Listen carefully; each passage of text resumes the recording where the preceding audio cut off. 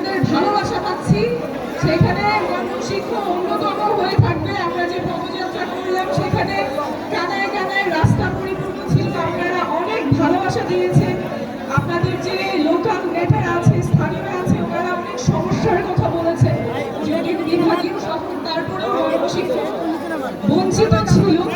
আপনাদের যারা স্থানীয় নেতারা আছেন তারা তো কাজ করবেনই, তার পাশাপাশি নাগরিক পার্টি থেকে আপনারা, আমরা যে বিচার এবং সংস্কারের কথা বলছি, সেই বিচার এবং সংস্কারে আমরা আপনাদেরকে পাশে পাবো।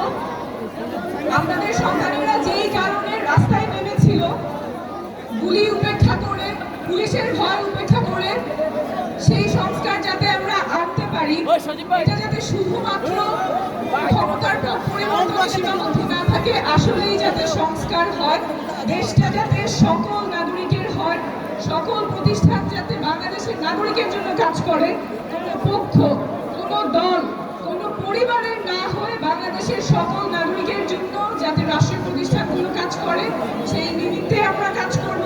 এবং সেই জন্য আমাদের প্রয়োজন একটা নতুন সংবিধান।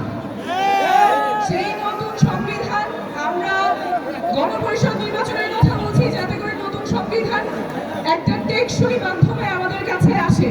যেই সংবিধান আমাদের অধিকার সংরক্ষিত রাখতে পারে না, সকল জাতিসত্তার অধিকার সংরক্ষিত রাখতে পারে না, রাষ্ট্রীয় প্রতিষ্ঠানগুলো একটা ব্যক্তি বা একটা পরিবারের কাছে কুক্ষিগত হয়ে থাকে, সেই সংবিধানে আমরা আর ফেরত যাব না।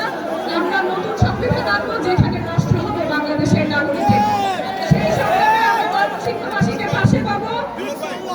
আমাদের পথটা লম্বা, চ্যালেঞ্জ অনেক, কিন্তু মানুষ যখন জাগে তখন ইতিহাস বদলাবে।